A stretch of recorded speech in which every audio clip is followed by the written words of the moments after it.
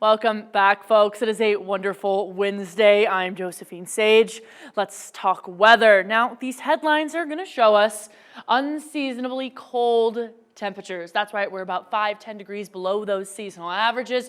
And we're going to notice as we get throughout today, we are expecting some more winter weather to roll on into those higher elevation regions, through those northern, through those central, and through those southern regions. Even over those northern areas, those park ranges, those gore ranges, Steamboat Springs, double digits can be seen in 2, 3, 4, 5 feet of accumulation is possible. We're also going to notice we have some higher wind speeds, which means some blowing snow as we get this fresh powder, and also a cold wind chill during the evening hours of last night. Some areas even got to -30 in terms of that wind chill. Now our weather warnings are going to see that we still have a winter weather advisory active in Eagle County alongside those surrounding counties at least until 5 p.m. tonight. And we're going to notice as this storm system rolls on through, it's going to start spreading again, northern mountains, then through that continental divide region, and then just a little bit of some showers are going to start to widespread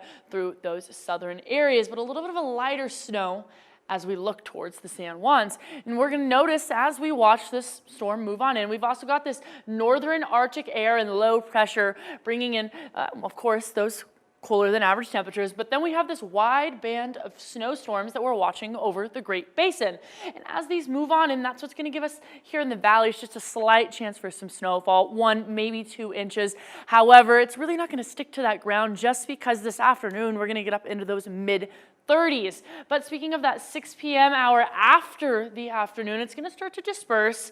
It's going to kind of, well, move over the plains and towards that panhandle region.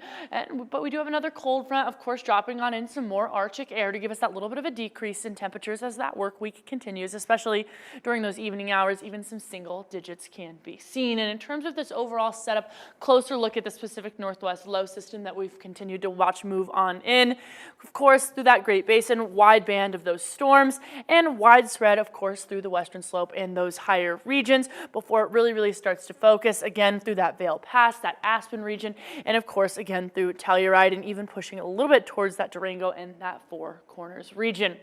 A closer look is going to show us that as these clouds continue to stick around, 3 p.m. tomorrow, widespread again through those southern regions like I mentioned. Fast forward 10 p.m., Grand Junction, the Mesa, Montrose, Ridgeway, Telluride, and Gunnison, of course, widespread. Then a little bit of a clearing. However, we do have elevated precipitation levels, elevated humidity levels that are sticking around, which means as we look towards the end of the work week, into the weekend, and even next Monday, a lot of those colder areas have a second round of storms headed their way. A little bit on the lighter side of things, but still a second round. We're going to notice in terms of these snow projections, of course, like I mentioned, single digits that will probably not even stick to the ground. Montrose 7, and Montrose does have cooler temperatures in their book, so it's going to stick around. But as we look towards those northern mountains, 24, and Telluride 9.1, Aspen even 15. Now, Discovery Auto Group 7-day forecast has those 30s to hang out, and well, even teen and single-digit temperatures, and same trend for Montrose, even snow and precipitation continuing through Sunday.